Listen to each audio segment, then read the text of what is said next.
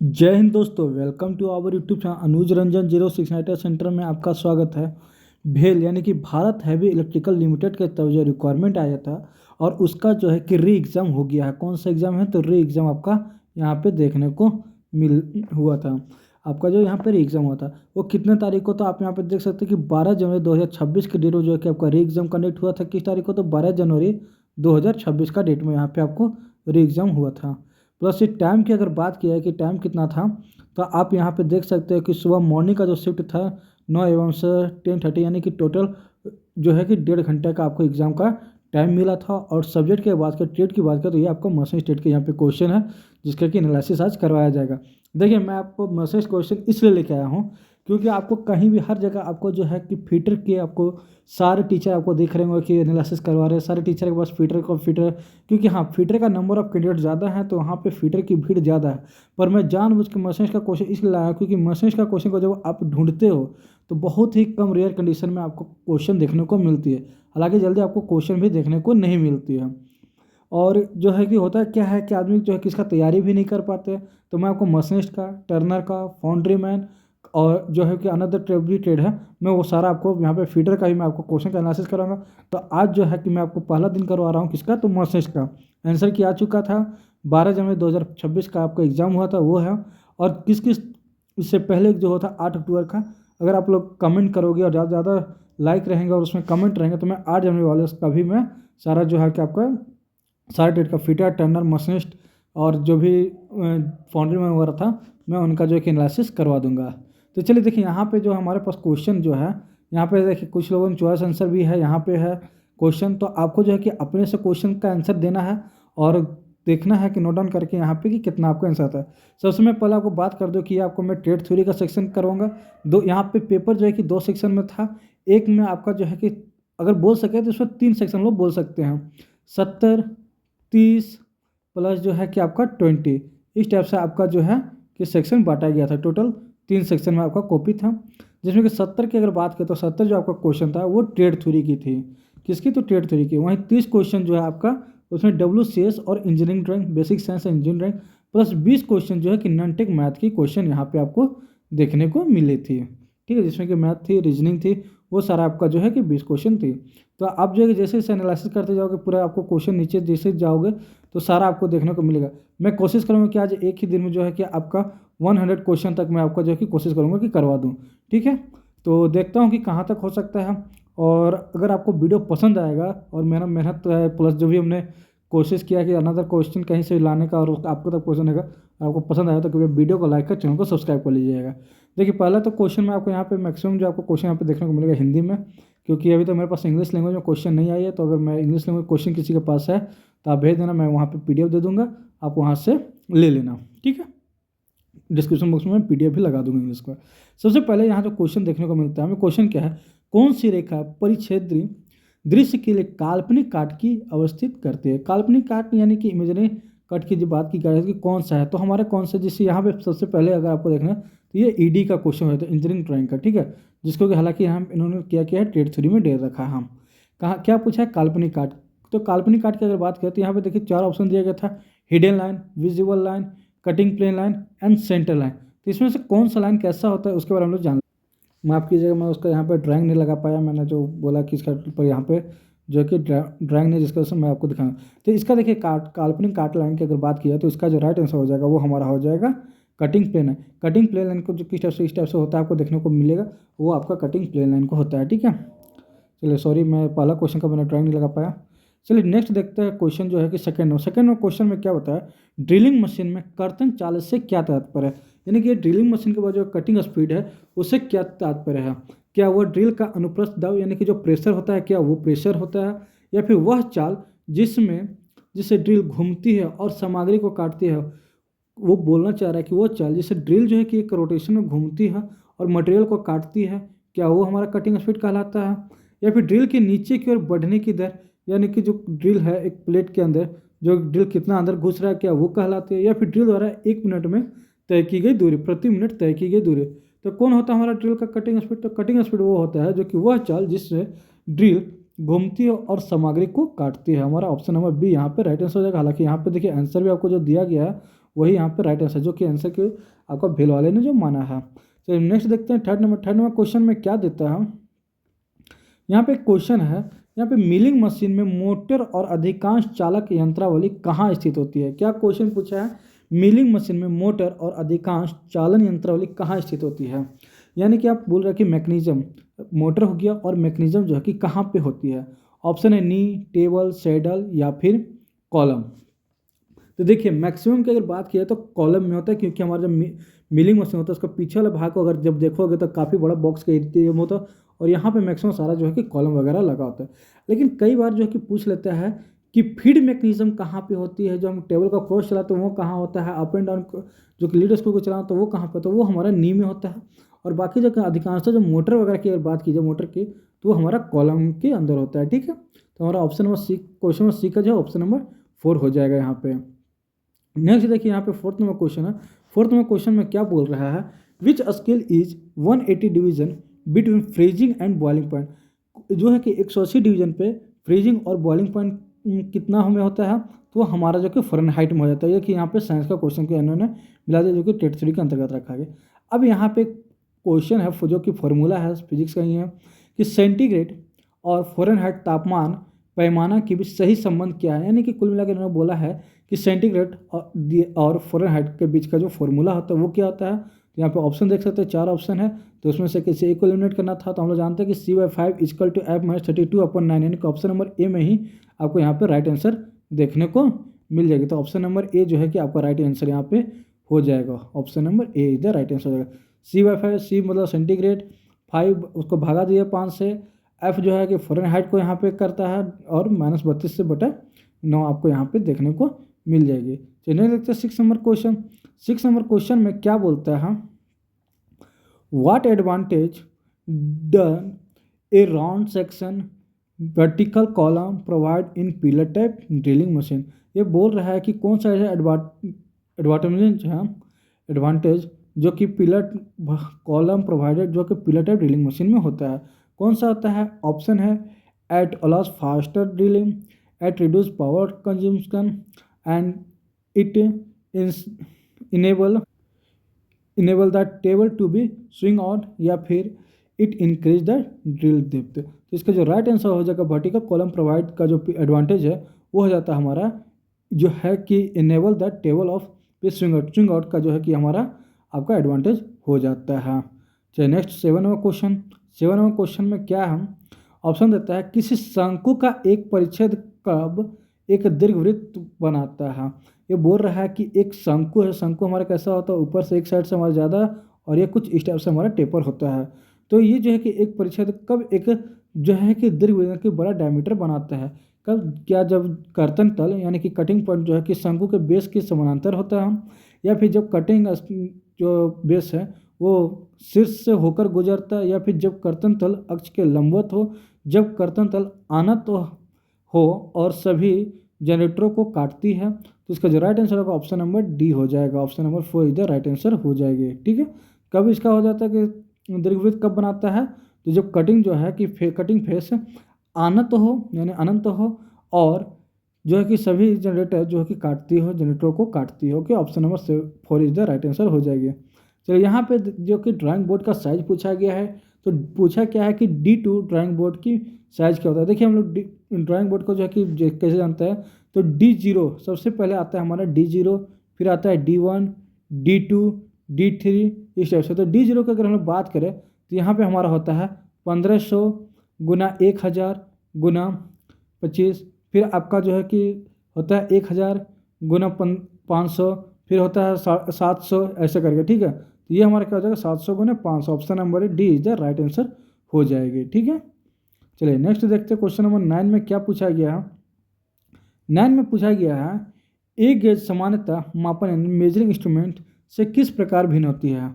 यहाँ पे पूछा गया है कि गेज और मेजरिंग इंस्ट्रूमेंट दोनों में आपस में क्या भिन्न होती हैं, आपस में जो है कि डिफरेंस क्या होते हैं, क्या दोनों एक ही मान प्रदान करते हैं, यानी कि क्या मेजरिंग इंस्ट्रूमेंट और गेज एक ही मान प्रदान करते हैं, या फिर दोनों का उपयोग केवल आउटसाइड डायमीटर को मापने के लिए है, या फिर गेज जो है कि सिर्फ माप जांचने की काम करता है, यानी कि वो सिर्फ और सिर्फ चेक करता है बना बनाया कंपोनेंट को, या फिर गेज जो है कि मान प्रदान करता है। तो हम सभी जानते हैं कि गेज क्या काम करता है, तो किसी बना बनाया पार्ट्स को एक स्टैंडर्ड साइज में नापने की काम करता है। लेकिन वहीं पे अगर बात करें, सॉरी जांचने की काम करता है, मापने की नहीं, जांचने की। वहीं अगर बात करें हम लोग मेजरिंग इंस्ट्रूमेंट की, तो वो हम लोग को एक सटीक मेजर प्रदान करता है कि अभी जो है कि हमने जो किसी भी कंपोनेंट का तैयार किया तो उसका साइज अभी क्या है और कितना साइज हम उसको बना सकते हैं, नहीं बनाना है, कितना बाकी है। तो वो हमारा जो है कि मेजरिंग इंस्ट्रूमेंट का एडवांटेज होता है। लेकिन यहाँ पे गेज जो है कि हमारा जो है कि जल्दबाजी में, मतलब कि मास प्रोडक्शन में किसी भी कंपोनेंट को चेक करने के लिए यहाँ पे प्रयोग किया जाता है। हाँ, क्लियर। अब यहाँ पे देखिए एक बहुत ही अच्छा क्वेश्चन पूछा है कि डिग्री सेल्सियस का मान और फ़ारेनहाइट जो है में क्या है। क्या पूछा है? 0 डिग्री सेल्सियस का मान डिग्री फ़ारेनहाइट में क्या होती है? तो 0 डिग्री सेल्सियस इक्वल टू हो जाता है हमारा 32 degree Fahrenheit. Option number B इधर राइट आंसर हो जाएगी। यानी कि 0 डिग्री सेल्सियस बोले या फिर 32 डिग्री फ़ारेनहाइट बोले, वो दोनों हमारा इक्वल ही है। क्लियर। अब यहाँ पे एक और क्वेश्चन पूछता है 11 नंबर। यहाँ पे जो कि आपका क्वेश्चन क्या है, in a high production machine with high metal removal rate which oil is typically use.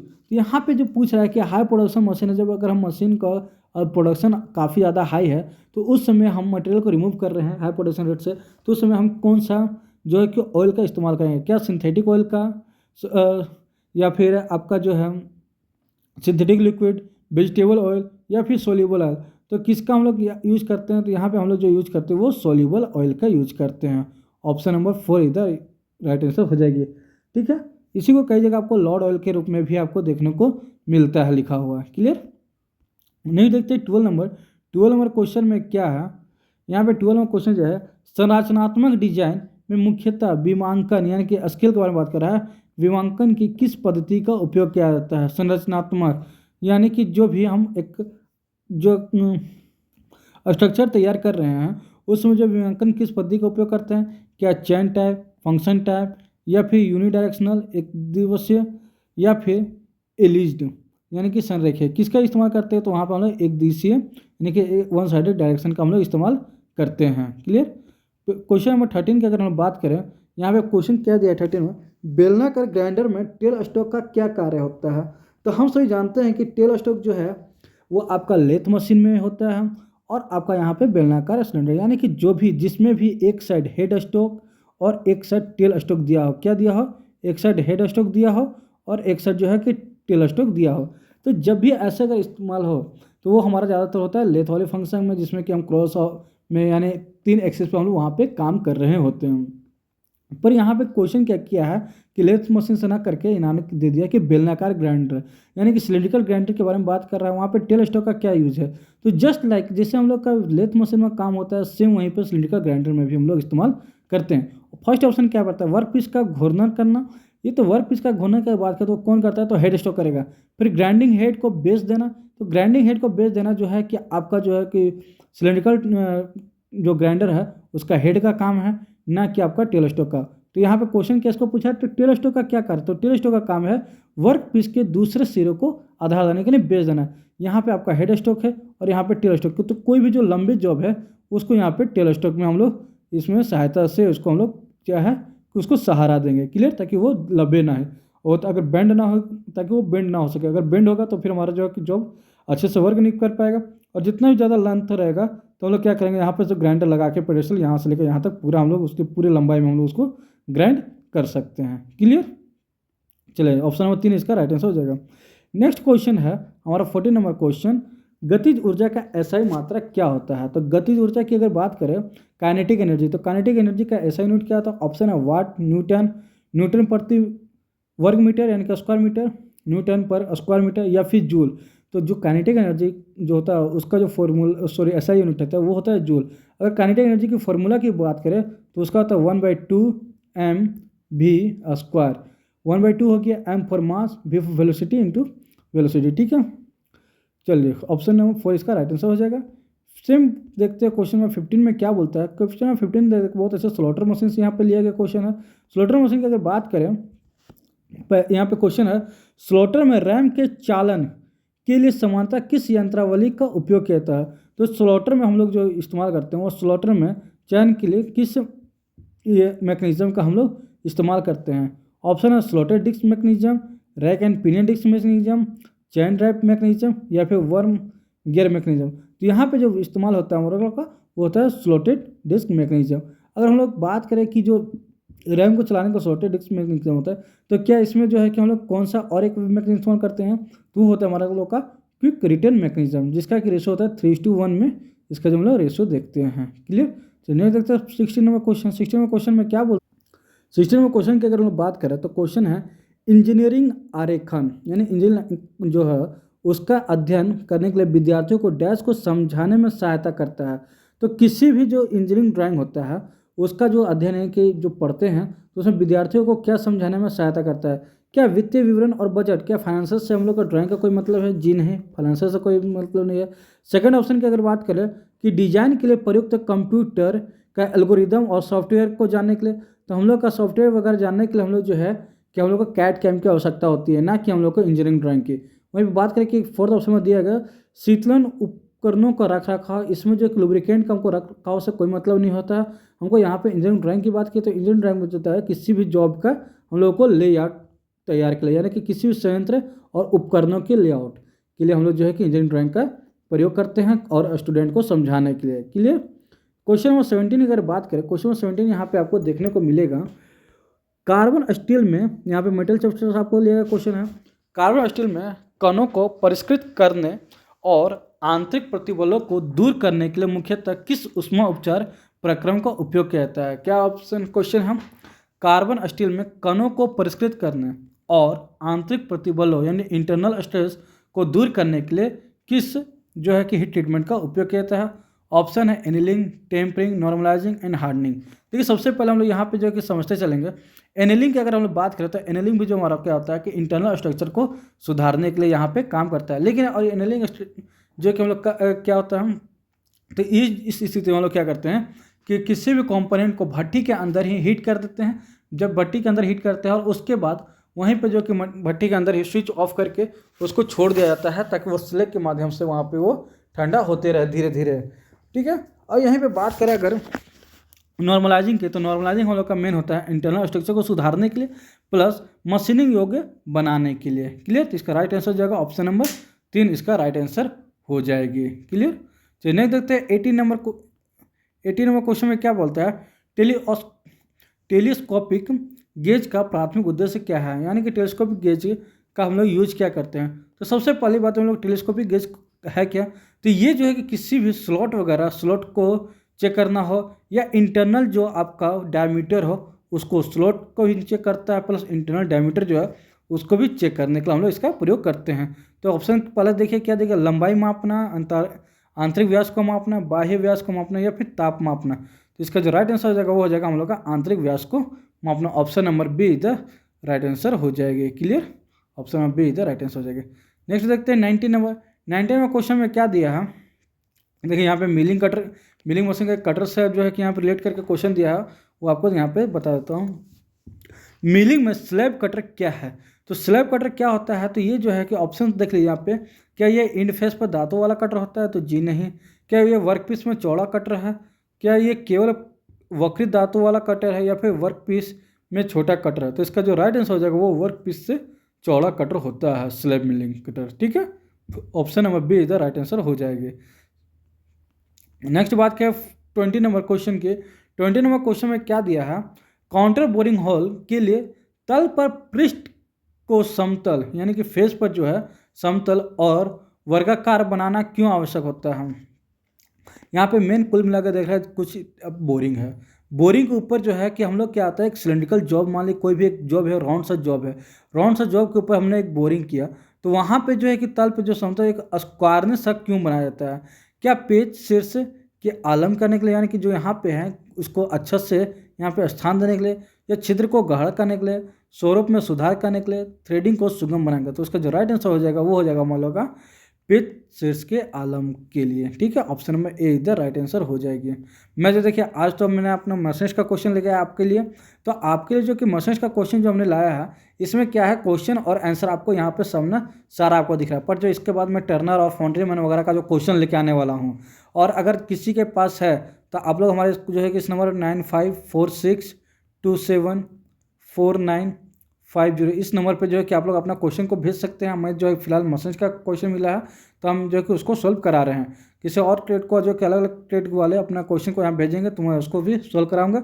और सबसे बड़ी बात कि यहाँ पे तो आपको यहाँ पे क्वेश्चन मिल रहा है और आंसर आपको देखने को मिल रहा है, तो अगला जो भी क्वेश्चन आएगा उसमें क्वेश्चन तो रहेगा बट आंसर जो है कि इस टाइप से आपको क्लियर आपको नहीं दिखेगा, विजुअल नहीं होगा, चारों ऑप्शन तो रहेगा और आपको लेकिन खुद से बताना होगा कि इसका आंसर क्या है। मैं भी बताऊँगा और आपको भी बताना है। ठीक है, चलिए तो नेक्स्ट जो सीरीज लेके आऊँगा मैं उसके में आप लोग अच्छे से तैयार रहना। मैं आपको इसलिए ये क्वेश्चन ला दिया ताकि जो है कि आप लोग को ये पता चलेगा कि ये ओरिजिनल क्वेश्चन है, ऑथेंटिक क्वेश्चन है, प्लस एग्जाम में जो आया है, प्लस जो भी अब आगे कोई भी एग्जाम दे रहे होंगे तो आपको एक अनुमान लग जाएगा कि क्वेश्चन का लेवल क्या होता है, लैंग्वेज कैसे घुमाता है, लैंग्वेज का यहाँ पे प्रॉब्लम कैसे देखने को मिलता है। सबसे बड़ा जो मैटर करता है वो लैंग्वेज, सब वो भी किस में, तो हिंदी में, क्योंकि इंग्लिश वाले के लिए सिंपल लैंग्वेज है, जो भी इंग्लिश में एग्जाम देते हैं उन लोग के लिए काफ़ी बेस्ट है क्योंकि उनके लिए लैंग्वेज में ज़्यादा प्रॉब्लम नहीं होता है। बट यहाँ पे हिंदी वालों के लिए क्या होता है कि इतना ही ज़्यादा शुद्ध लैंग्वेज दे दिया जाता है जिसके कारण उन लोगों को काफ़ी दिक्कतों का सामना करना पड़ता है। क्लियर। सर नेक्स्ट देखते हैं 21 नंबर क्वेश्चन में। 21 नंबर क्वेश्चन में क्या है, पृष्ठ गुणवत्ता के संदर्भ में शीतलक द्रव्य के उपयोग से मशीनिंग को क्या लाभ होता है। पृष्ठ गुणवत्ता यानी कि सरफेस फिनिश के बारे में बात कर रहा है कि शीतलक द्रव्य, शीतलक का इस्तेमाल करने से मशीनिंग को क्या लाभ होता है। क्या खराब बीमा सहायता यानी कि क्या हम लोग खराब मेजरिंग करने के लिए हम लोग शीतलक यानी कि कूलेंट का प्रयोग करेंगे, तो जी नहीं। सेकंड ऑप्शन है खुरदरे पृष्ठ का निर्माण, क्या यानी कि हम लोग रफनेस जो सरफेस है, रफनेस सरफेस के लिए हम लोग जो है कि यहाँ पे कूलेंट का इस्तेमाल करेंगे, तो जी नहीं। थर्ड है अच्छी पृष्ठ प्रसिद्ध यानी कि फाइन फिनिशिंग के लिए हम लोग कूलेंट का इस्तेमाल करेंगे, तो जी हाँ। और फोर्थ ऑप्शन दिया है यहाँ पे पृष्ठ ऑक्सीकरण यानी कि क्या हम लोग अस्किल फ्री हो उसके लिए हम लोग जो है कि स्किल रिलेटेड हो क्या उसके लिए देंगे, तो नहीं। यहाँ पे हम लोग को कूलेंट देने का मेन पर्पस होता है जो भी हम लोग ग्राइंडिंग कर रहे हैं तो उसका जो सरफेस है वो काफ़ी अच्छे से फिनिशिंग हो सके। ठीक है, नहीं देते 22 नंबर क्वेश्चन। 22 नंबर क्वेश्चन में क्या देता है, यदि पार्श्व अग्र और शीर्ष यानी कि बैक फ्रंट एंड टॉप दृश्य दिए गए हों तो किसी वस्तु का त्रिशलंबाक, यहाँ पे देखिए थोड़ा सा लैंग्वेज में प्रॉब्लम हो रहा है, क्या लिखा है, त्रिशलंबाच दृश्य बनाने के लिए निम्नलिखित में से किस विधि का उपयोग किया जाता है। यानी कि कुल मिला के बोलना चाह रहा है कि साइड व्यू, टॉप व्यू और फ्रंट व्यू यहाँ पे आपको दिया गया है, तो आप किस प्रकार के किस विधि का उपयोग करके जो है कि आप 3D डायमेंशन बनाएंगे। ऑप्शन है गैर सकेंद्रीय वृत्त विधि यानी कि non concentric circle method, concentric circle method, concentric line method या फिर फ्री हैंड मेथड। तो जब आपको तीनों दिया गया है तो आप वहाँ पे फ्री हैंड मेथड का इस्तेमाल करके आप जो है कि ड्राइंग को बना सकते हैं। क्लियर, इसका राइट आंसर ऑप्शन नंबर 4 हो जाएगा। नेक्स्ट क्वेश्चन नंबर 23 की अगर बात करें, सीमा और फिट के संदर्भ में आकार की सीमा लिमिट ऑफ साइज क्या होती है। यानी कि सीमा और फिट की बात कर रहा है, यानी कि लिमिट्स एंड सीमा की अगर बात करें तो लिमिट इंग्लिश में बोलते हैं और फिट की बात करें तो फिट। तो लिमिट और फिट के संदर्भ में जो आकार लिमिट ऑफ साइज है वो किसको संदर्भित करता है। ऑप्शन है क्या मूल विमा को यानी कि क्या बेसिक साइज को, या फिर अभित अमाप के ऊपर जो बेसिक साइज है उसके ऊपर वाले भाग, या फिर किसी भाग को जो या फिर वो बेसिक साइज हो, एक्चुअल साइज हो हमारा, या फिर लोअर डिवीजन हो, अपर डिवीजन, क्या किसी को भी, या फिर एक फोर्थ में ऑप्शन में बोलता है, फोर्थ में ऑप्शन कि क्या किसी भाग के लिए बड़े सबसे बड़ी और सबसे छोटी अनुज्ञेय अमाप, यानी कि जो हमारा है कि किसी भी भाग यानी कि जो हमारा बेसिक साइज है उसके ऊपर वाला और लोअर जो अपर डिवीजन और लोअर डिवीजन है उनके जो बीच का डिफरेंस है क्या उनको, तो जी हाँ, जो लिमिट ऑफ साइज है वो हमारा ऊपर और नीचे को दर्शाता है। देखिए मैं आपको यहाँ पे एक अच्छा से बना के दिखा देता हूँ कि मान लो कोई भी हमारा अगर बेसिक साइज की बात करें, बेसिक साइज 20 है, प्लस माइनस अगर हम लोग बात करें 0.02 और 0.2 20.02 है। तो इस बीच अगर हम लोग देखें तो टोटल जो है कि 4 हमारा का एक नंबर आता है, 20 से 20.01, 20.02 यहाँ पे आएगा। फिर वहाँ पे बात करें 19.99, 19.98, टोटल 4 नंबर हम लोग का आएगा। उस 4 में से जो भी आएगा वो हमारा लिमिट ऑफ साइज कहलाएगा। क्लियर। चलिए option number 24, sorry question number 24 देखते हैं। क्वेश्चन नंबर 24 में क्या क्वेश्चन दिया गया। 24 नंबर क्वेश्चन की अगर हम लोग बात करें तो यहाँ पे देखिए क्वेश्चन दिया है, डाउन मिलिंग में कटर का जो घूर्णन का डायरेक्शन होता है क्या वर्क टेबल के किस दिशा में होता है। हम लोग मिलिंग की बात करें तो मिलिंग हम लोग का 2 होता है मिलिंग कटिंग में। डाउन मिलिंग एक होता है हमारा डाउन मिलिंग, एक होता है अप मिलिंग। तो डाउन मिलिंग और अप मिलिंग दोनों एक दूसरे का जो है कि अपोजिट है। डाउन मिलिंग कटिंग की अगर बात करें तो डाउन मिलिंग में हमारा जो है कि सेम डायरेक्शन में जो है कि टूल के सेम डायरेक्शन में अगर टेबल क्रॉस करता है यानी कि जॉब तो समान दिशा में गति करते हैं वर्क फीड। और वहीं पे अगर बात करें अप मिलिंग में तो वो जो है कि विपरीत यानी कि अपोजिट डायरेक्शन में वो घूमते हैं। भाई डाउन मिलिंग और अप मिलिंग से इतना ही आपको याद रखना है, 2 लाइन ऊपर 2 लाइन नीचे, सवाल आपका कंप्लीट। डाउन मिलिंग की बात करें तो सेम डायरेक्शन, अप मिलिंग की बात करें तो अपोजिट डायरेक्शन में आपका जो है कि टूल घूमती है। ठीक है, वर्क फीड। नेक्स्ट देखते हैं 25 नंबर क्वेश्चन। 25 नंबर क्वेश्चन में क्या बोलता है, जब किसी प्लेन मिलिंग कटर की चौड़ाई वर्कपीस की चौड़ाई से अधिक होती है तो वह क्या कहलाता है। क्या बोल रहा है कि जब किसी प्लेन मिलिंग कटर की चौड़ाई वर्कपीस से चौड़ाई से अधिक होती है तो वो क्या कहलाता है। ऑप्शन है क्या, flash milling, sorry flash cutter, in cutter, groove cutter या फिर स्लेब कटर। तो हम लोगों ने इससे पहले भी देखा था कि स्लेब कटर के बारे में जो कि डायमीटर दिया गया था। और यहाँ पे भी क्या देखिए, प्लेन मिलिंग कटर जो कि चौड़ाई वर्कपीस की चौड़ाई से अधिक होता है तो वो हमारा का होता है slab milling. Option number be the right answer हो जाएगी। चलिए देखते हैं नेक्स्ट क्वेश्चन 26 नंबर क्वेश्चन की अगर हम लोग बात करें, कौन सम विभाजन विधि के रूप में किस उपकरण का उपयोग किया जाता है। कौन सा एंगल का डिवीजन करने के लिए किस विधि का हम लोग उपयोग करते हैं। कि ऑप्शन है क्या, ट्राई स्क्वायर द्वारा, सॉरी ट्राई स्क्वायर नहीं, यहाँ पे टी स्क्वायर है, माफ़ कीजिएगा, ट्राई स्क्वायर अलग होता है और टी स्क्वायर अलग होता है। सेकेंड ऑप्शन है प्रोटेक्टर यानी कि चांद द्वारा, हिंदी में बोलते हैं। थर्ड ऑप्शन है डिवाइडर और कंपास द्वारा। और फोर्थ ऑप्शन है वर्नियर कैलिपर द्वारा। तो इसका जो राइट आंसर हो जाएगा वो हो जाएगा हमारा डिवाइडर एंड कंपास। देखिए होता है क्या, यहाँ पे सम यानी कि किसी भी एक जो पर्टिकुलर सर्कल मान लीजिए है उसको इक्वल पार्ट में अगर हम लोग को बांटना है तो हम लोग उसके लिए किसका इस्तेमाल करेंगे। तो हम लोग किसी भी हम लोग जानते हैं किसी भी सर्कुलर पार्ट को अगर हम लोग इक्वल पार्ट में बांटना है, एक सर्कल पार्ट को इक्वल भागों में बांटना है, मान लीजिए कई सारे भाग में बांटना है, तो वहाँ पे हम लोग डिवाइडर एंड कंपास का इस्तेमाल करते हैं। यहाँ पे देखिए डिवाइडर अगर ना देखे कंपास देता तो वो हमारा ज़्यादा राइट आंसर होता, क्योंकि डिवाइडर का हम लोग को मान का यूज करें ज़्यादातर, कई बार हम लोग को पूछता है कि डिवाइडर का प्रयोग किस लिए किया जाता है। तो डिवाइडर का प्रयोग हम लोग एक जगह जो है कि किसी भी माप को स्थानांतरित करने के लिए, मान लीजिए यहाँ से यहाँ तक हमने मापा कि ये जो रेड लाइन दिख रहा है आपको, यहाँ से यहाँ तक अगर जो हम लोग मापा, इसको दूसरे जगह यहाँ से यहाँ अगर दिखाना है तो उस जगह को हम लोग यहाँ पे डिवाइडर को हम लोग इस्तेमाल करते हैं। वहीं कंपास की बात करें तो कंपास सेम प्लेस पे हम लोग उसको जो है कि किसी भी चिन्ह को हम लोग प्रदर्शित करने के लिए और जो है कि वहाँ पे जो है कि इक्वल भाग में हम लोग बांटने के लिए यहाँ पे कंपास का इस्तेमाल करते हैं। और कंपास की बात करें तो वहाँ पर हम लोग सर्कल खींचने के लिए भी हम लोग इस्तेमाल करते हैं। क्लियर। चलिए नेक्स्ट क्वेश्चन देखते हैं 27 नंबर क्वेश्चन में क्या बोलता है, ढलवे लोहे की ड्रिलिंग यानी कि पॉइंट कौन, जब हम लोग बात करें कि ढलवे लोहे यानी कि कास्ट आयरन की ड्रिलिंग करते हैं तो उसमें हम लोग का पॉइंट को एंगल जो अधातुओं में काफ़ी भिन्न होती है, तो इसका मान कितना होता है। तो इसका जो राइट आंसर हो जाएगा वो हो जाएगा हम लोग का 118 डिग्री। देखिए ये हम लोग यहाँ पे कहीं जगह अगर आप सोशल मीडिया सॉरी गूगल से अगर आप देखोगे तो यहाँ पे आपको 130 डिग्री देखने को मिलेगा। कितना देखने को मिलेगा, 130 डिग्री। पर आपको मैं बता दूं, जो आपका कास्ट आयरन है ढलवा लोहा वो एक जनरल पर्पज मटेरियल में आता है। माइल्ड स्टील के साथ भी अगर काम करेंगे तो 128 डिग्री। देखिए शॉर्ट मेटल में हम लोग का क्या होता है, ड्रिलिंग पॉइंट एंगल जो कि कम होता है और हार्ड मेटल में हम लोग का ज़्यादा होता है। तो कास्ट आयरन क्या है कि हमारा आप कहीं भी देखिएगा तो 118 से लेकर कितना, 118 से लेकर 140 डिग्री जो पॉइंट एंगल है उसके रेंज में होता है।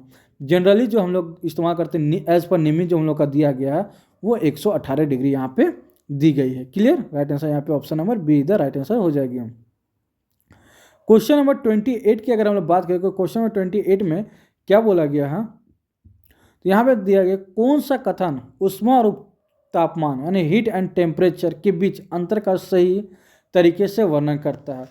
कौन सा जो है कि हीट एंड टेम्परेचर के बीच जो डिफरेंस है उसका सही तरीका से जो है कि वर्णन करता है। फर्स्ट ऑप्शन बोलता है ऊष्मा तापीय ऊर्जा का प्रवाह है। तापमान यह मापता है कि कोई वस्तु कितनी गर्म या ठंडी है। सेकंड ऑप्शन बोलता है ऊष्मा को डिग्री सेल्सियस में मापा जाता है, तापमान को जूल में मापा जाता है। थर्ड बोलता है ऊष्मा और तापमान समानार्थी शब्द हैं, तो जी हाँ, कभी नहीं हो सकता। ऊष्मा और तापमान अलग अलग चीज़ हैं।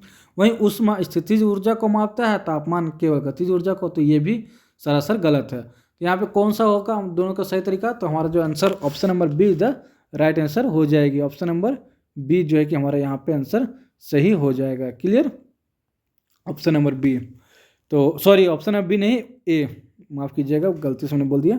यहाँ पे क्या होगा, तो उसमें जो है कि तापीय ऊर्जा का प्रवाह है और तापमान यह मापता है कि कोई वस्तु कितनी गर्म या ठंडी है। टेम्परेचर के द्वारा हम लोग किसी वस्तु का जो है हीटनेस एंड कोल्डनेस को हम लोग नापते हैं। क्लियर, तो नेक्स्ट देखते हैं 29 नंबर क्वेश्चन। 29 क्वेश्चन में क्या बोलता है, स्लॉट मशीन में द्रुत परिवर्तन गति यानी कि क्विक रिटर्न मोशन की बात करें, किसकी स्लॉट मशीनों की में कौन सा यंत्रावली सक्षम बनाती है, तो यहाँ पे ऑप्शन दिया है अग्र पेच और नट यानी कि स्क्रू एंड नट की बात किया गया है।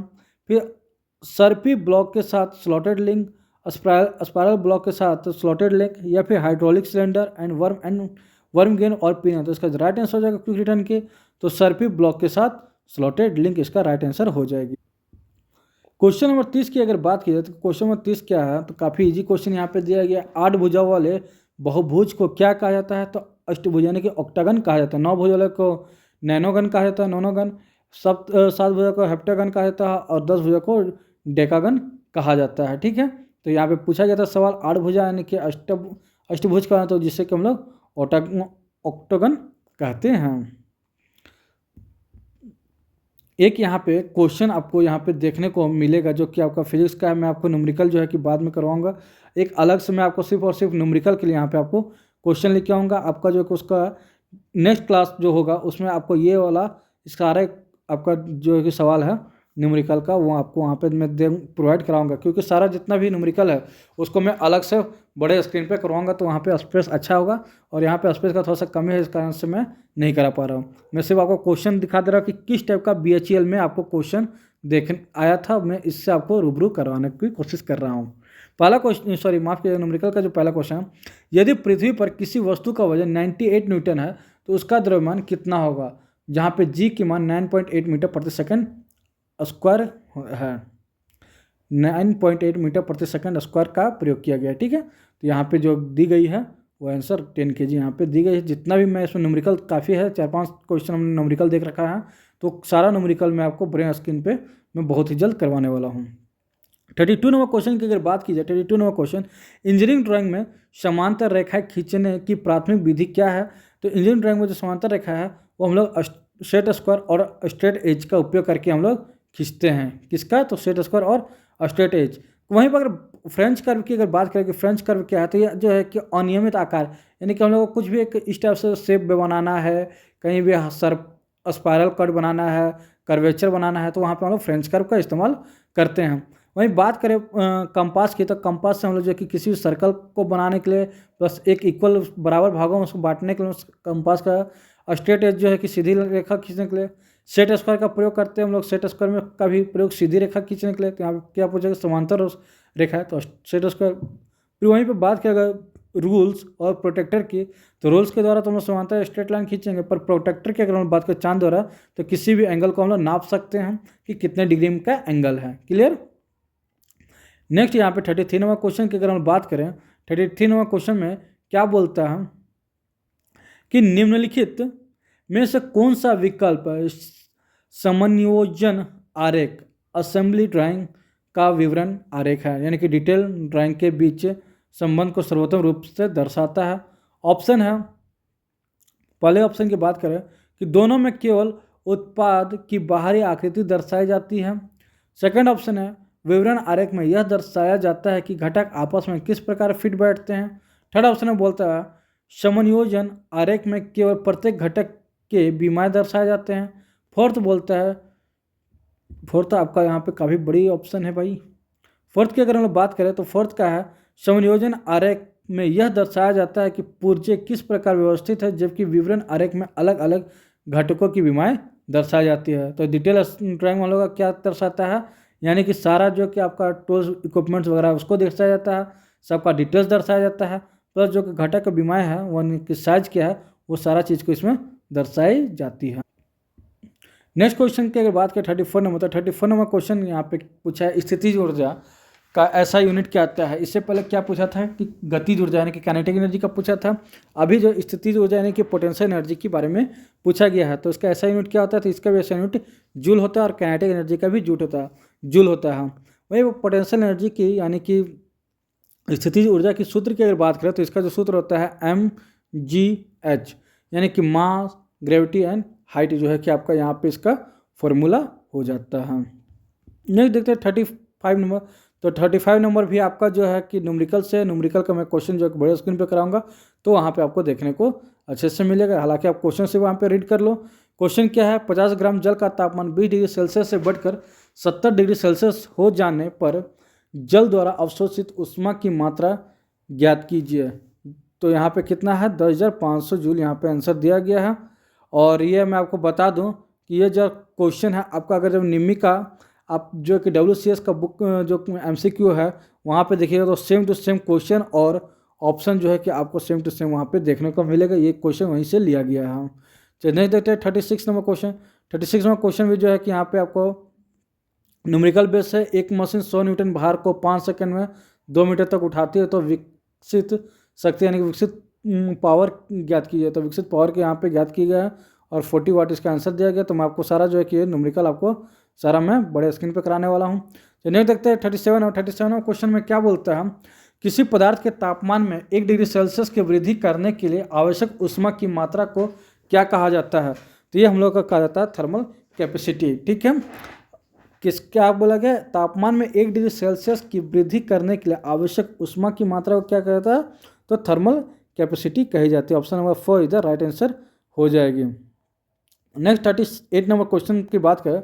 38 नंबर क्वेश्चन में क्या बोला है, यदि किसी पिंड पर एक डाइन बल कार्य करता है और उससे 1 सेंटीमीटर विस्थापित करता है तो बल द्वारा किया गया कार्य हम लोग का जो है 1 अर्ग होता है। क्लियर।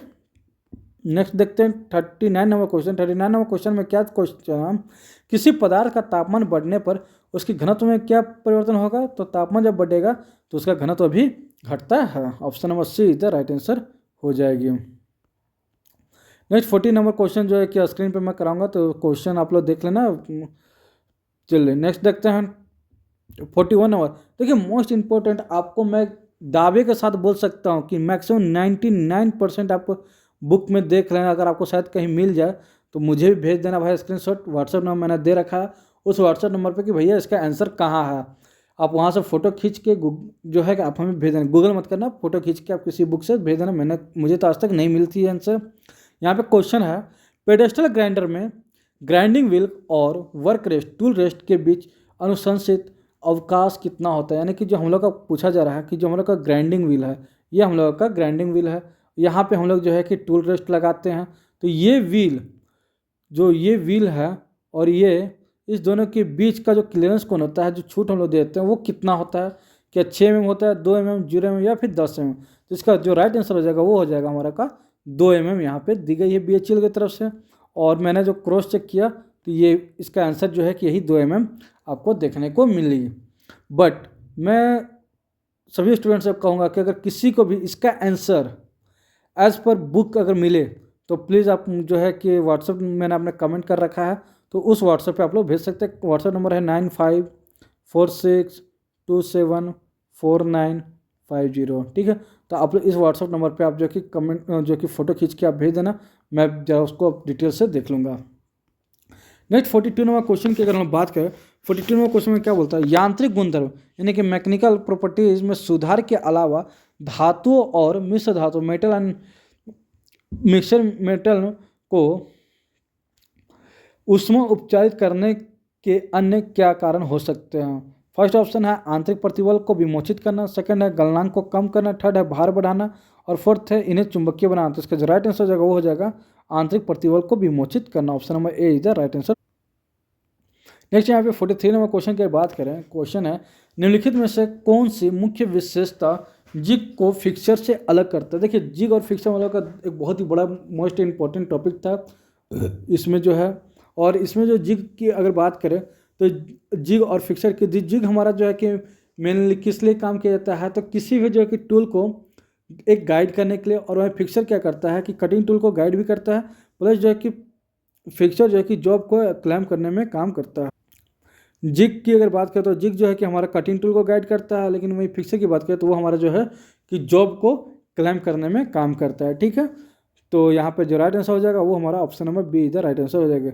जिग हमारा सिर्फ और सिर्फ जो है कि कटिंग टूल को गाइड करता है, वही फिक्सर हमारा जो है कि जॉब को लॉक करने और क्लेम करने में सहयोग करता है, या फिर उसको बोल सकते हैं कि जॉब को क्लेम गाइड करने में सहयोग करता है। नेक्स्ट क्वेश्चन है, भी ब्लॉक बनाने के लिए किस ऑपरेशन का उपयोग किया जाता है? तो भी ब्लॉक बनाना है तो भी ब्लॉक जो है कि किस प्रकार होता है कि हम लोग देखेंगे तो इस प्रकार से आपको देखने को मिलेगा। तो जो है कि हम लोग को पूछा गया कि भी ब्लॉक बनाने के लिए किस ऑपरेशन का प्रयोग किया जाता है, तो हम लोग एक जो ये वाला एरिया बनाना है, इसके लिए हम लोग किस ऑपरेशन का इस्तेमाल करेंगे? तो इसके लिए हम लोग जो है कि करेंगे हम लोग आपका एंगुलर मिलिंग ऑपरेशन। क्लियर, किसका करेंगे? तो एंगुलर मिलिंग का। वहीं पे देखिए, जब भी अगर भी ब्लॉक की अगर बात करें तो इस टाइप से होता है, और यहाँ पे एक स्लॉट कटा होता है। क्या होता है? तो यहाँ पे एक हम लोग का स्लॉट कटा होता है। तो इस स्लॉट के बारे में बात करते हैं तो किसके द्वारा करते हैं? तो हम लोग स्लॉट मिलिंग के द्वारा हम लोग ये स्लॉट का कटिंग करते हैं। क्लियर, नहीं देखते हैं 45 नंबर क्वेश्चन। 45 नंबर क्वेश्चन की बात की जाए तो यहाँ पे क्वेश्चन बोला है रेखीय प्रसार गुणांक क्या है? तो कोफिशिएंट ऑफ फ्रैक्शन के कोफिशिएंट के बारे में बात कर रहा हूँ। गुणांक क्या है? फर्स्ट ऑप्शन है, यदि किसी पदार्थ की ऊष्मा प्रवाह प्रतिरोध की क्षमता का वर्णन करता है। सेकंड है, यह वह गुणधर्म है जिसके कारण धातुएं पिघलती है। थर्ड है, किसी पदार्थ में तापमान में प्रति डिग्री वृद्धि पर प्रति इकाई लंबाई में कितना प्रसार होता है उसका माप करता है। फोर्थ है, यह द्रव्यमान में परिवर्तन और आयतन में परिवर्तन के अनुपात को निरूपित करता है। तो इसका जो राइट आंसर होगा option number C is the right answer हो जाएगी। रेखीय प्रसार क्या है? किसी पदार्थ में तापमान में प्रति डिग्री वृद्धि पर प्रति इकाई लंबाई में कितना प्रसार होता है उसका जो है कि मापन करता है। नेक्स्ट 46 नंबर क्वेश्चन की अगर बात करें, क्या क्वेश्चन, निम्नलिखित में से कौन सी गणना किसी घटक के लिए निम्न सीमा दर्शाती है? निम्न सीमा यानी कि एक लिमिट दर्शाती है। वांछित बीमा प्लस सहिष्णुता। यार क्वेश्चन बहुत ज़्यादा हिंदी है तो आप समझ लेना, यहाँ पे वांछित बीमा माइनस सहिष्णुता। क्वेश्चन पूछा गया है कि निम्न सीमा प्रदान करती है, कौन सा एक लिमिट प्रदान करता है, सीमा यानी कि लिमिट प्रदान करता है। तो जो हमारा सहिष्णुता यानी कि लिमिट जो होगा, माफ करना यहाँ पे जो भी आंसर है यार देख लो, वांछित बीमा और सहिष्णुता माइनस सहिष्णुता। क्लियर, क्या होगा? वांछित बीमा माइनस सहिष्णुता। अगर इंग्लिश रहता तो शायद मैं इसको अच्छा से बता पाता, यहाँ हिंदी है, कुछ ज़्यादा हिंदी है तो मैं भी यहाँ पे नहीं कर पा रहा हूँ, सॉरी। 47 नंबर क्वेश्चन की बात करें, अनिलन द्वारा इस्पात के किस गुण में संवर्धित किया जाता है? अनिलन के द्वारा इस्पात में किस गुण को संवर्धित किया जाता है? तो ये फर्स्ट ऑप्शन है चुंबकीय प्राज्ञता यानी कि क्या मैग्नेटिक प्रॉपर्टीज, भंगुरता यानी कि ब्रिटलनेस, कठोरता यानी कि हार्डनेस, या आघात वर्धनीयता यानी कि मेलेबिलिटी। तो जो है कि अनिलिंग के द्वारा हम लोग मेलेबिलिटी में का गुण लाते हैं। Question number sorry option number 4 is the right answer हो जाएगी। ड्रिलिंग प्रक्रिया का प्राथमिक उद्देश्य क्या है? तो ड्रिलिंग प्रक्रिया की बात करें, फर्स्ट ऑप्शन बोलता है धातु को सीटों के रूप में ढालना। तो सीट के रूप में कौन डालेगा भैया? तो कास्टिंग करेंगे उसके लिए। तो ड्रिल तो हम लोग जो है कि किसी को भी काटने का काम यानी होल करने का काम होता है। सेकंड ऑप्शन बोलता है ठोस धातु के टुकड़ों में छिद्र करना। जी हाँ, किसी भी कंपोनेंट के अंदर होल करने का काम अगर है तो हम लोग ड्रिल के द्वारा करते हैं। थर्ड ऑप्शन बोलता है धातु के पृष्ठों को पॉलिश करना। पॉलिश क्यों करेगा भैया? ड्रिल तो कटिंग टूल है। धातु के दो टुकड़ों को जोड़ना, दो टुकड़ों को जोड़ने के लिए तो वेल्डिंग का काम करेंगे। तो यहाँ पे जो है कि ऑप्शन नंबर बी इधर राइट आंसर हो जाएगी। 49 नंबर क्वेश्चन की बात करें, धातुओं और मिश्र धातुओं के ऊष्मा उपचार का एक प्राथमिक उद्देश्य क्या है? तो इसका जो प्राथमिक उद्देश्य है वो है इनके यांत्रिक गुणधर्म में सुधार करना। ऑप्शन नंबर 4 इधर राइट आंसर हो जाएगी। क्वेश्चन जो है काफ़ी ज़्यादा है, यहाँ पे मैं आपको थोड़ा सा फास्ट कर रहा हूँ ताकि आप जल्द से जल्द यहाँ पे कर सको। न क्वेश्चन नंबर 50, तो क्या बोला गया कि निम्नलिखित में से किस प्रकार के कटर यानी कि किस प्रकार, तो ये मिलिंग कटर की बात कर रहा है, किसका मान्यता व्यास यानी कि डायमीटर, चौड़ाई प्लस बोर द्वारा निर्दिष्ट किया जाता है। तो कौन सा वाला का जो कटर है जिसमें कि डायमीटर को दिखाया जाता है, चौड़ाई को और बोर को दर्शाया जाता है, तो हम लोग का स्लैब मिलिंग कटर में होता है। फेस मिलिंग, फॉर्म मिलिंग और एंड मिलिंग, ये जो तीनों जो है कि ये सब में जो है कि बोर को नहीं दर्शाया जाता है। ठीक है, नेक्स्ट क्वेश्चन में क्या बोलता है, क्वेश्चन 51 में, तो 51 में जो है देखिए मैं आपको यहाँ पे 50 नंबर क्वेश्चन अभी तक मैं करा दिया हूँ। और आप लोगों को वीडियो पसंद आया होगा और जो हमने क्वेश्चन कहीं से भी अरेंज करके अगर आपके लिए ला रहा हूँ, क्योंकि देखिए सबसे बड़ा मेन टारगेट यहाँ मैसेज क्वेश्चन लाने का क्या था कि फीटर का क्वेश्चन आपको हर टीचर करवा रहे होंगे, हर टीचर के द्वारा आप देख रहे होंगे, बट आपको मशीनिस्ट, टर्नर, फाउंड्रीमैन ये सब क्वेश्चन काफ़ी मुश्किल से आप तक पहुँच पाती है। तो अगर आपको लग रहा है कि अनुज सर के द्वारा कुछ भी मेहनत सही है तो आप वीडियो को लाइक कर चैनल को सब्सक्राइब कर सकते हो। और जो भी ज़रूरतमंद है, जिनको भी मशीनिस्ट यानी कि टेक्निकल बेस में इंटरेस्ट है, उनको आप ये शेयर कर सकते हैं। मैं ऐसे वीडियो कंटिन्यू लाता रहता हूँ। देखिए जैसे BTSC मैं क्यों लाया यहाँ पे, तो जब भी BTSC का एग्ज़ाम होने वाला, BTSC का ही फॉर्म फिल हो रहा है, किसका हो रहा था, BTSC का, उनका शायद एग्ज़ाम फॉर्म का डेट एक्सटेंड हो गया, मैं उस पर वीडियो बना दूंगा। तो उसका जो है कि इस पर तो उसमें क्या आपको पढ़ना है, मैकेनिकल में 2 ट्रेड पढ़ना है, फिटर और मशीन। तो 30 नंबर फिटर, 30 नंबर मशीन। तो भैया अगर मशीन से यहाँ 2 नंबर पर अगर आपका आ जाता है तो आपके एग्जाम ओरिएंटेड कितनी हेल्प हो जाएगी, आपको ये पता चल जाएगा कि फिटर स्टूडेंट को कि मशीन का क्वेश्चन कैसा होता है किसी मैकेनिकल। प्लस जो है वहाँ पे एक BTSC में एक जो है, ये तो आपका फिटर और मशीन केस में पूछा जा रहा है, तो पंप ऑपरेटर में एक और जो है कि आपका जो यांत्रिक ऊर्जा यानी कि जो वर्क इंस्पेक्टर की पोस्ट है उसमें भी क्या पूछा गया है, तो 15 नंबर का आपका फिटर का सवाल होगा, कितना, 15 फिटर का, और 15 जो है कि आपका मशीनिस्ट का होगा। तो आपको कितना ज़्यादा यहाँ से हेल्प होने वाली है इसके रिगार्डिंग मैं आपको क्वेश्चन ला के यहाँ पे दिया हूँ। और आपका जो भी BHEL का प्रीवियस ईयर जब भी आप देखोगे तो एक बार ये वीडियो का याद कर लेना और एक बार आप इस वीडियो को देख लेना कि मशीनिस्ट का कैसा क्वेश्चन रहता है। तो नेक्स्ट देखते हैं 51 नंबर क्वेश्चन। 51 नंबर क्वेश्चन में क्या है, समांतर रेखाओं को सटीकता से खींचने के लिए मुख्य रूप से किस उपकरण का उपयोग किया जाता है। समांतर रेखाओं को सटीकता से खींचने के लिए मुख्य रूप से किसका उपयोग किया जाता है, तो यहाँ पे सबसे पहले दिया है, देखिए इंग्लिश और हिंदी, देखिए कंपास को यहाँ पे इंग्लिश में दिया है सेट स्क्वायर, जबकि कई सारे एग्जाम में यहाँ पे दिया जाता है कि इंग्लिश जो है कि सर्वपल्ली होगा, इंग्लिश का ही मान्य होगा। पर देखो यहाँ पे कंपास हिंदी में क्या लिखा, कंपास, इंग्लिश में सेट स्क्वायर, जो कि कंपास को क्या बोलते हैं हम लोग, आप जो है कि प्रोटेक्टिंग कंपास यहाँ पे, दूसरा यहाँ पे सेट स्क्वायर, तीसरा जो है कि डिवाइडर, चौथा जो है कि प्रोटेक्टर। तो किसका होता है समांतर रेखा खींचने के लिए, तो अकॉर्डिंग टू ऑप्शन यहाँ पे सेट स्क्वायर का होता है। सेट स्क्वायर के द्वारा हम लोग क्या करते हैं, किसी को भी 15 डिग्री के कोण में हम लोग बना सकते हैं। डिवाइडर को हम लोग स्थान को परिवर्तन करने के लिए, कंपास जो है कि किसी को इक्वल भागों में बांटने के लिए हम लोग यहाँ पे कंपास का प्रयोग करते हैं। ऑप्शन नंबर बी यहाँ पे इसका right answer according to question. चलिए 52 नंबर क्वेश्चन देखते हैं। 52 नंबर क्वेश्चन क्या बोलता है, what material is generally used for making a drawing board.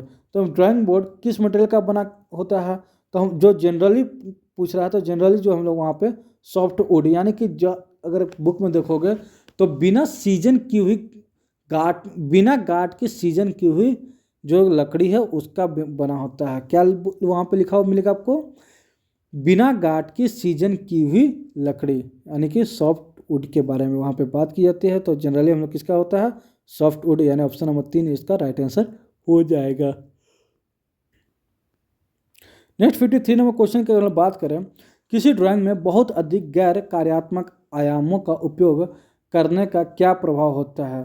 किसी ड्राइंग में बहुत अधिक गैर कार्यात्मक आयामों का उपयोग करने का क्या प्रभाव होता है, तो ऑप्शन है क्या, रिजिडिटी यानी निम्नतर पठनीयता, बेहतर गुणवत्ता, उच्च परिशुद्धता या उच्च यथार्थता। क्वेश्चन क्या पूछा भैया, क्वेश्चन फिर से देख लो। क्वेश्चन पूछा किसी ड्राइंग में बहुत अधिक गैर कार्यात्मक, जिसका कोई मतलब नहीं बनता और वो आयाम का उपयोग किया गया, तो उसका क्या प्रभाव होगा, ये जो है कि ड्राइंग को काफ़ी ज़्यादा भर देगा और रीडिंग में जो है कि प्रॉब्लम होगा। तो निम्न पठनीयता इसका जो है राइट आंसर हो जाएगा। क्वेश्चन नंबर 54 की अगर बात करें, 54 नंबर क्वेश्चन में देखिए फिर से मिलिंग से है, तो मिलिंग कटर के कोनों को संख्यात्मक रूप से पहचानने और निर्दिष्ट करने के लिए किस प्रणाली का उपयोग किया जाता है। तो यहाँ पे जो है कि आपको जो है कि एक सिंबलिक द्वारा यहाँ पे दर्शाया जाता है। तो संक्षिप्तीकरण प्रणाली यानी कि वहाँ जो एब्रेटिव सिस्टम होता है उसके द्वारा यहाँ पे इसको दर्शाया जाता है। नेक्स्ट क्या जाए, option number A is the right answer हमारे यहाँ पे होते हैं। 54 नंबर क्या होगा, सॉरी 55 नंबर क्वेश्चन की अगर बात करें, अपघर्षण मशीन के किस घटन से अपघर्षण पहिया का घूर्णन होता है। अपघर्षण की बात कर रहा है ग्राइंडिंग मशीन के किस घटक से ग्राइंडिंग पहिए का घूर्णन होता है। तो क्या टेबल से कैसे घूमे भैया, टेबल तो नीचे होता है, सैडल, क्रॉस स्लाइड या स्पिंडल। तो इसका जो राइट आंसर हो जाएगा वो हो जाएगा हम लोग का spindle is the right answer हो जाएगा। नेक्स्ट 56 में क्वेश्चन है, 56 में which of the following grinding defects is most likely is ऑस if the wheel is too hard for the work material. इसका जो राइट आंसर हो जाएगा बर्निंग एंड सरफेस क्रैक, इसका जो हो जाएगा इसका right answer. Next 56 number question की बात करें, 57 नंबर कोण द्विभाजन कोण को डैश में विभाजित किया जाता है। तो किसी भी जो एंगल है, कोण है, उसको बांटने के लिए हम लोग जो कि बराबर भागों में वहाँ पे बांटते हैं। ऑप्शन नंबर बी इधर राइट आंसर हो जाएगी। चलिए 58 नंबर, तो यहाँ पे टाइम ज़्यादा हो रहा है और क्वेश्चन काफ़ी कम हुआ तो मैं थोड़ा सा फास्ट टाइम पे चलूँगा। What is the purpose of seating rings provided with the bore gauge. तो बोर गेज का क्या इस्तेमाल होता है, तो to zero set the indicator में जीरो सेट कर। 59 नंबर क्वेश्चन की अगर बात की जाए तो 59 नंबर क्वेश्चन में क्या बोलता है, ग्राइंडिंग चक्र यानी कि ग्राइंडिंग व्हील की हार्डनेस टूल के लाइफ को कैसे प्रभावित करता है। तो एक कठोर चक्र मृदु पदार्थों के लिए उपयोग किए जाते हैं, तब जो है कि ग्राइंडिंग व्हील जल्दी झड़ने लगता है। नेक्स्ट 16 नंबर क्वेश्चन की अगर बात करें तो 16 नंबर क्वेश्चन क्या है, किसी अपघर्षक पहिए ग्राइंडिंग व्हील का कण अमाप निम्नलिखित में से किससे दर्शाया जाता है। तो किसी भी जो ग्राइंडिंग व्हील है उसका जो स्ट्रक्चर है उसको जो है कि नंबर द्वारा दर्शाया जाता है। नेक्स्ट 61 नंबर क्वेश्चन की बात करें कि यदि कोई इंजीनियर यह सुनिश्चित करना चाहता है कि वाशर और बोल्ट हेड दोनों ही मशीनित पृष्ठ पर समान रूप से फिट हो तो उसे किस प्रक्रिया द्वारा उपयोग करना चाहिए। देखिए ये बात क्या है कि एक सर्कल है, सर्कल को हमने जो कि ड्रिल कर रखा है और वहाँ पे किसी बोल्ट हेड या फिर वाशर को स्थान देना है तो उसके लिए हम लोग क्या करते हैं, तो स्पोर्ट फेस का हम लोग प्रयोग करते हैं। ऑप्शन नंबर ए इधर राइट आंसर। टेपिंग का प्रयोग कहाँ करते हैं, तो इंटरनल थ्रेड अगर काटना है, इंटरनल थ्रेड काटना है तो वहाँ पे हम लोग जो है कि टेपिंग का प्रयोग करते हैं। क्या करने के लिए, तो इंटरनल थ्रेड को हम लोग काटने के लिए हम लोग जो है कि टेपिंग का प्रयोग करते हैं। ड्रिलिंग का होल करने के लिए, और यहाँ पे थ्रेडिंग बोल दिया है तो थ्रेडिंग में अब जो है कि आपका जो बाहरी थ्रेड की बात की जा रहा है या फिर इंटरनल थ्रेड, तो वो जो है कि आप लोग सिंगल पॉइंट कटिंग टूल के सहयोग से आप लोग काट सकते हैं। नेक्स्ट बात करें 62 नंबर क्वेश्चन में क्या बोलता है, निम्नलिखित में से किस कठोरता परीक्षण में स्टील या टंगस्टन कार्बाइड बॉल का प्रयोग किया जाता है। तो किसमें जो है कि हम लोग जो है कि किस मटेरियल में जो हार्डनेस टेस्टिंग के लिए हम लोग टंगस्टन और कार्बाइड बॉल का प्रयोग करते हैं, तो वो हम लोग करते हैं ब्रिनेल हार्डनेस टेस्टिंग में। ऑप्शन नंबर बी इधर राइट आंसर हो जाएगी। नेक्स्ट बात करें 63 नंबर, 63 में क्वेश्चन का क्या होगा, इंडेक्सिंग के लिए यूनिवर्सल हॉरिजॉन्टल मिलिंग मशीन में जोड़ा गया मुख्य फीचर कौन सा होता है। तो डिवाइडिंग हेड जो है कि यहाँ पे होता है, इसका जो राइट आंसर होगा dividing head is the right answer.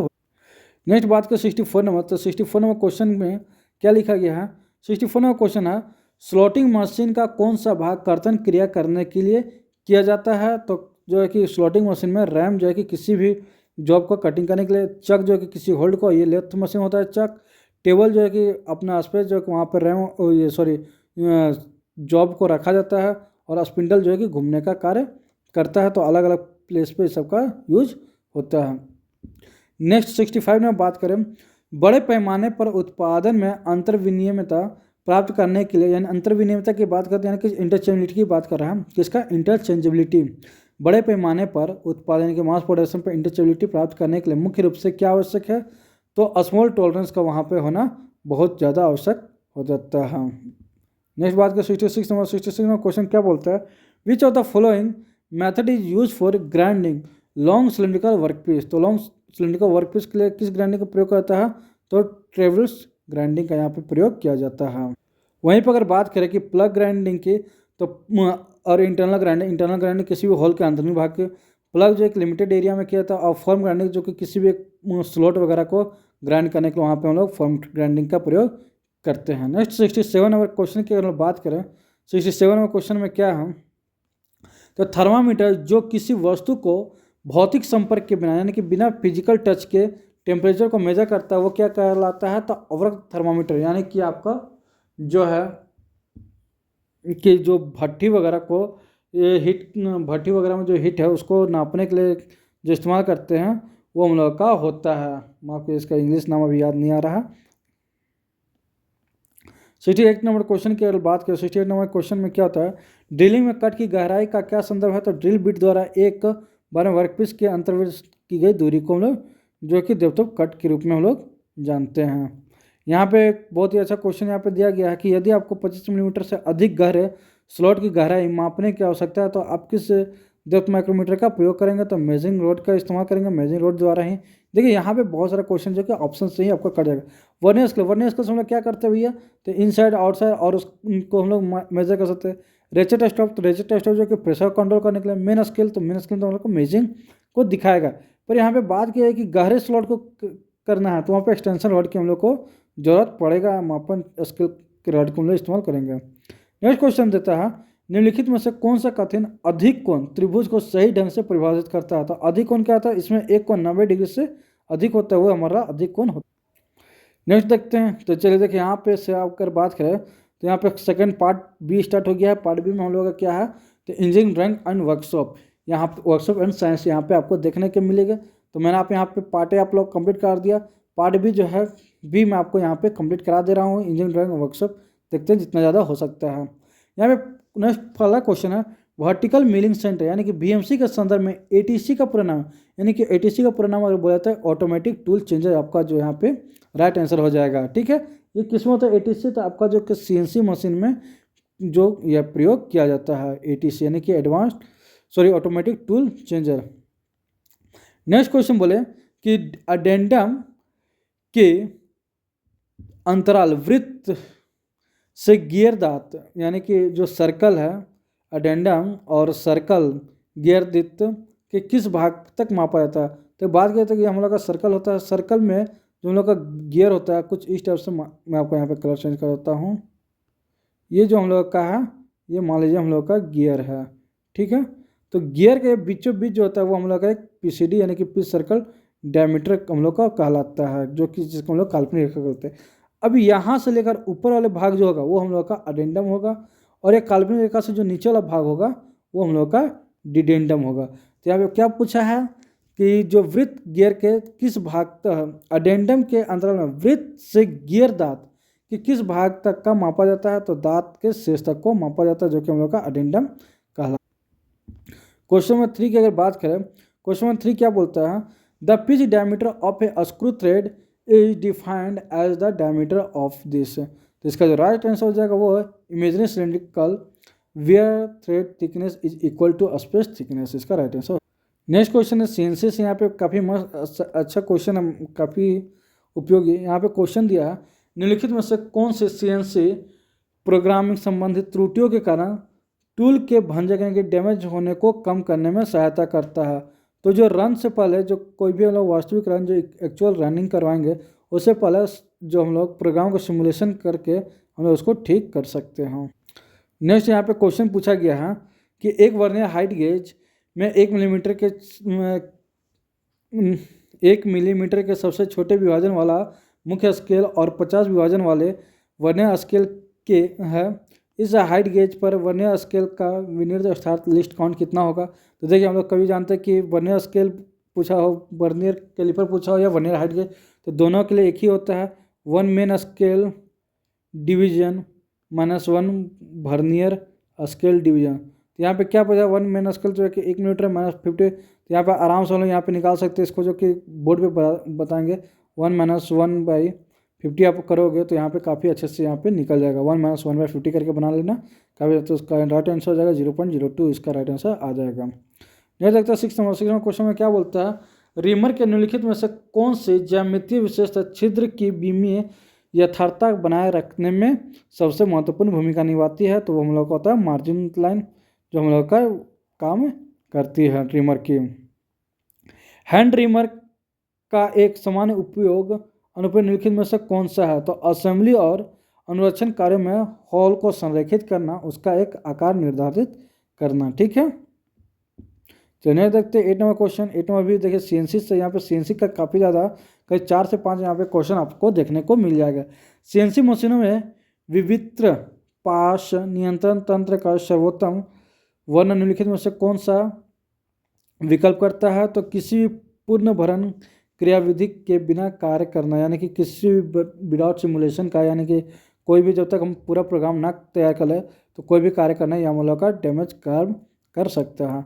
Next question है कि गियर में सामान्यतः प्रयुक्त होने वाले दाब कोण का मान कितना होता है? तो इसका जो राइट आंसर यहाँ पे दिया गया है वो राइट आंसर 14.5 डिग्री, पर मेरे ख्याल से ये 10 डिग्री होना चाहिए। एक बार आप लोग इसको थोड़ा सा चेक कर लेना, क्योंकि मुझे जहाँ तक याद आ रही है ये 10 डिग्री होना चाहिए। जो गियर का प्रेशर एंगल होता है वो 10 डिग्री होता है मेरे ख्याल से। एक बार आप लोग इसको चेक कर सकते हो। नेक्स्ट देखते हैं 10th number question. 10th number question क्या बोला? The main advantage of using helical gear over a spur gear is. तो स्मूथ एंड क्विक ऑपरेशन करने के लिए हम लोग जो है कि एडवांटेज इसमें क्या है, हेलिकल के मुकाबले अस्पर क्या इसमें ऑपरेशन बहुत जल्दी से होता है। नेक्स्ट 11 नंबर क्वेश्चन बोल रहे हैं क्या है क्वेश्चन? तो निम्नलिखित में से कौन सा मापक यंत्र नहीं है? तो प्लग गेज हम लोग का जो है कि जांच करने का यंत्र है, माइक्रोमीटर से माप सकते हैं, डायल टेस्टिंग मीटर से माप सकते हैं, वर्नियर कैलिपर से नाप सकते हैं। ठीक है, लेकिन प्लग गेज से हम लोग किसी भी हॉल को हम लोग जाँच कर सकते हैं। ठीक है, नेक्स्ट 12 नंबर क्वेश्चन में देखते हैं निम्नलिखित में से कौन सा कारक समय के साथ डाउन टाइम को की कुल लागत को सबसे सटीक रूप में बढ़ाता है? तो इसका जो राइट आंसर है देरी के कारण उच्चतम उत्पादन मांग पूरी ना होना, जो है कि हम लोग का डाउन टाइम को बढ़। नेक्स्ट क्वेश्चन देखते हैं 13 नंबर क्वेश्चन में क्या बोला है? जिन गियर के दांत पर ये व्हील की धुरी के समांतर होते हैं उन्हें क्या कहा जाता है? तो वो हमारा स्पर गियर कहलाता है। 14 नंबर क्वेश्चन की अगर बात करें तो 14 नंबर क्वेश्चन में क्या बोलता है? बीएमसी का कौन सा भाग मशीनन के दौरान वर्कपीस को सुरक्षित रूप से पकड़ने के लिए उत्तरदायी होता है? तो हम लोग का चक होता है। ऑप्शन नंबर इधर राइट आंसर हो जाएगा। नेक्स्ट बात करें 15 नंबर, निम्नलिखित में से किसका उपयोग वर्नियर हाइट गेज को स्वच्छ करने के लिए नहीं किया जाता है? तो वाटर का। जो देखिए यहाँ पे सबसे बड़ा बात क्या किया जाता है और क्या नहीं किया जाता है, यहाँ हम लोग जो है कि काफ़ी बार हम लोग छोड़ देते हैं। तो यहाँ पे बात किया गया कि वर्नियर हाइट गेज को साफ करने के लिए किसका प्रयोग नहीं करते, तो जो है कि हम लोग ऑयली क्लॉथ का प्रयोग करते हैं। फिर हम लोग जो है कि केरोसिन से उसका जो कोरोजन हटाने के लिए करते हैं। ड्राई ब्रश जो हम लोग ब्रश लगाने के उसको साफ कर सकते हैं, बट वाटर लगाने से क्या होगा उसमें रस्ट आ जाएगा, ज़्यादा हम लोग वाटर नहीं लगाते हैं। नेक्स्ट क्वेश्चन है कि सामान्यतः कंप्यूटर यानी कि सीएनसी मशीन का जो है कि साधारण पोजीशन एक्यूरेसी कितना होता है? 0.02 mm तो इसका जो है कि पोजीशन होता है। ऑप्शन नंबर इधर राइट आंसर हो जाएगी। 17 नंबर क्वेश्चन की बात करें निम्नलिखित में से कौन सा ज्यामिति है यानी कि फंडामेंटल टॉलरेंस जो है कि का सुनिश्चित करता है? पृष्ठ के सभी तत्व केंद्रीय अक्ष के समदृष्ट है, तो हमारा जो है कि बेलनाकार यानी कि सिलेंड्रिसिटी को दर्शाता है। 18 नंबर की बात करें कि कौन सी गियर व्यवस्था एक कॉम्पैक्ट डिजाइन में उच्चतम गियर अनुपात प्रदान करता है? तो वो हम लोग का वर्म गियर प्रदान करता है। 19 number CNC vertical machine centre का मुख्य लाभ क्या है? तो हम लोग का उच्च परिशुद्धता यानी कि एक्यूरेसी में हम लोग का जॉब को वो बनाने का कार्य करता है। 20 नंबर क्वेश्चन की बात करें एक परिष्कृत बेलनाकार कैम के निरीक्षण है तो कौन सा उपागम सबसे गहन ज्यामितीय मानकीकरण प्रदान करता है? तो ये हम लोग का कैम करता है यानी कि 3D स्ट्रक्चर को दर्शाने के लिए। तो देखिए यहाँ तक हमने जो कि और भी क्वेश्चन है। फिनिश बोरिंग टूल की कौन सी विशेषता मुख्य रूप से छिद्र के पृष्ठ की परिष्कृति गुणवत्ता निर्धारित करता है? तो वो हम लोग का नोज रेडियस करता है। 22 में की बात करें कि बॉटमिंग टेप क्या है? तो ब्लाइंड होल को जो है कि नीचे तक थ्रेड को पूरा करने के लिए हम लोग बॉटमिंग टेप का प्रयोग करते हैं। टेप की बात करें तो 3 होता है, फर्स्ट सेकेंड एंड थर्ड के नाम से जानते हैं। मेट्रिक में 3 होता है और ब्रिटिश में 2 होता है, जिसको कि फर्स्ट, इंटरमीडिएट और बॉटमिंग 3 नाम से हम लोग जानते हैं। नेक्स्ट 23 की बात करें कि मशीन टूल का जो फ्लैटनेस का उसका जो त्रुटि होता है और वर्कपीस का उत्पादन करता है, तो इसके लिए संभवतः कौन सा भाग उत्तरदायी होता है? तो गाइडवे जो है कि कोई भी हमला का अगर गलत हो रहा है तो गाइडवे उसका उत्तरदायी होगा। रिमिंग से पूरे ड्रिल किए गए होल का संकोचन के कोसेंट्रिक काउंटर सिंकिंग चैम्फरिंग क्यों कहता है, काउंटर सिंकिंग या चैम्फरिंग क्यों कहता है, ताकि जो है कि एज चिपिंग यानी कि जो जब हम लोग ड्रिलिंग करने के बाद जो रिमिंग करते हैं तो वहाँ पे जो है कि कॉर्नर में कहीं चिप जो है कि उभरा हुआ ना हो, इस कारण से एज चिपिंग को रोकने के लिए वहाँ पे करते हैं। वर्नियर कैलिपर में लॉक स्क्रू का क्या कार्य है, तो जो भी हम लोग मेजरिंग करेंगे उसको जो है कि लॉक करने के लिए हम लोग लॉक स्क्रू का इस्तेमाल करते हैं। फिर 26 नंबर में विच डिवाइस प्रोवाइडेड ए पॉजिटिव ड्राइव विदाउट स्लीपिंग, तो वो हम लोग का जो है कि गियर में जो है कि बिना स्लीपिंग का हम लोग का पावर ट्रांसमिशन हो जाता है। 27 की बात करें, यदि निघर्षण ऑफसेट प्रयुक्त नहीं किया जाता है तो टूल के निघर्षण का एक सामान्य मशीनिंग परिणाम क्या होगा, तो वर्कपीस और अमाप के हो जाते हैं या टॉलरेंस से बाहर हो जाते हैं। नेक्स्ट 28 नंबर क्वेश्चन क्या है, वर्म गियर युक्त में जो डेल्टा है वो क्या दर्शाता है, सिंबल है क्या दर्शाता है, तो वो कुंडलित स्पर्श और वर्म या कुंडली कोण का पूरक या अक्ष के लंबवत तल के बीच का कोण को दर्शाता है। नेक्स्ट जो बात है 29 क्वेश्चन में क्या है, वर्नियर कैलिपर किस सिद्धांत पर कार्य करता है, तो वर्नियर कैलिपर जो है कि मेन स्केल और वर्नियर स्केल के जो बीच का डिफरेंस है उस पर कार्य करता है। सीएनसी मशीन में कैम सॉफ्टवेयर का मुख्य कार्य क्या है, तो ये सीएनसी मशीनों के लिए जो है कि टूल का एक पथ यानी कि रोड तैयार करता है जो कि एनसी कोड को जनरेट करता है। तो मैंने जो है कि यहाँ पे टोटल 100 क्वेश्चन को आपके सामने यहाँ पे पेश किया हूँ अभी तक। और अगर आप लोगों को वीडियो पसंद आए, अगर लगता है कि और मैं आपको क्वेश्चन लाऊं, तो आप लोग वीडियो को लाइक कर चैनल को सब्सक्राइब कर लेना और कमेंट जो लिखना है किसका नेक्स्ट पार्ट यानी कि पार्ट बी, जिससे एप्टीट्यूड टेस्ट यानी जो कि आपका रीजनिंग वाला है वो सारा मैं आपको यहाँ पे लिख के आऊँगा। तो टोटल 20 क्वेश्चन है जिसमें कि मैथ और रीजनिंग दोनों है। तो आई होप आपको क्वेश्चन भी काफ़ी अच्छे अच्छे, जैसे पाइप टंकी से दिया गया है, आपका परसेंटेज से दिया गया है, फिर अलग अलग चैप्टर वाइज यहाँ पे दिया गया, सीटिंग अरेंजमेंट से यहाँ क्वेश्चन है, पजल से है। तो आई होप कि आपको वीडियो पसंद आएगा। वीडियो को पसंद आया तो कृपया वीडियो को लाइक कर चैनल को सब्सक्राइब करें। ये एक नया टाइप से आपको यहाँ पे रीजनिंग को भी देखना होगा, एक अलग अलग जो Venn diagram, seating arrangement, plus अगर बात करें तो अलग अलग यहाँ पे आपको रीजनिंग भी देखने को मिल जाएगा। और मैं जल्द ही आपको जो कि टर्नर का, फाउंड्रीमैन और अन्य जितना भी ट्रेड का एग्जाम हो वो सारा मैं आपको क्वेश्चन प्रोवाइड करा दूंगा। तो मिलते हैं नेक्स्ट वीडियो में, तब तक thank you and bye bye. और वॉच करके वीडियो को लाइक जरूर कर दीजिएगा।